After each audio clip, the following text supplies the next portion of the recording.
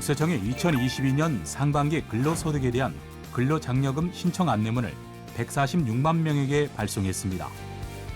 신청 대상자는 9월 15일까지 신청 가능하며 장려금은 12월 말에 지급되는데요. 2022년 상반기분 근로장려금 신청 안내 지금 시작합니다.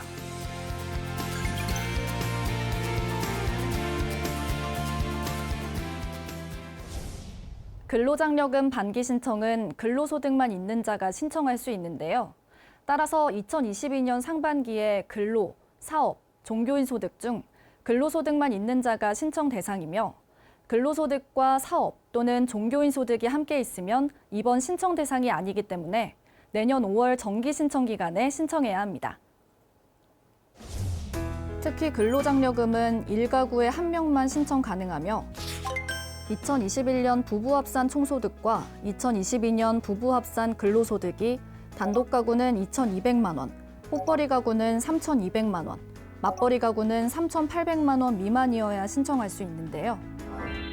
이때 가구 유형은 2021년 12월 31일 기준으로 배우자와 부양가족 유무에 따라 단독, 호벌이, 맞벌이 가구로 구분합니다. 아울러 2021년 6월 1일 기준 부동산, 전세금, 자동차, 예금 등 가구원 전체의 재산 합계액이 2억 원 미만이어야 하는데요. 이때 부채는 차감하지 않습니다. 근로장려금은 상반기분 신청과 하반기분 신청, 정기 신청 중 한 번만 신청하면 되는데요. 언제 신청을 하더라도 지급받는 금액은 동일합니다. 따라서 이번 2022년 상반기분 신청을 한다면 2022년 소득에 대한 장려금 신청은 완료되므로 2022년 소득에 대한 장려금 신청은 더 이상 하지 않아도 되는데요. 또한 이번 상반기분 신청을 하지 않더라도 내년 3월 22년 하반기분 신청이나 내년 5월 22년 정기 신청 기간에 신청할 수 있습니다.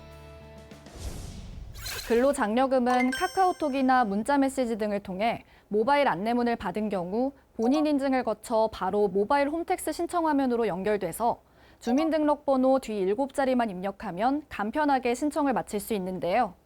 우편 안내문을 받은 경우에도 안내문의 QR코드를 통해 빠르게 신청할 수 있습니다. 다만 안내문을 받지 않은 경우에는 홈택스 또는 모바일 홈택스에 접속 후 급여를 수령한 통장 사본 등 증빙 서류를 첨부하고 신청해야 하는데요. 특히 안내문을 받았으나 모바일 홈택스나 ARS 신청, 홈택스 이용이 어려운 경우에는 장려금 상담센터 또는 세무서 장려금 담당자에게 전화하면 신청 도움 서비스를 받을 수 있습니다.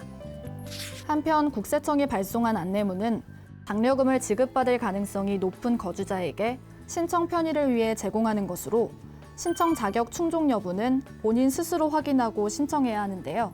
다만 안내 대상 여부와 안내 제외 사유는 홈택스 또는 모바일 홈택스에서 조회할 수 있습니다. 또 신청 금액은 국세청이 보유하고 있는 자료를 반영해 계산한 것으로 신청인의 실제 가구, 소득, 재산 현황에 따라 실제 지급액은 신청 금액과 차이가 나거나 지급되지 않을 수 있습니다. 국세청 직원은 장려금 신청과 관련해 계좌 비밀번호 등 일체 금융정보를 절대 요구하지 않는데요.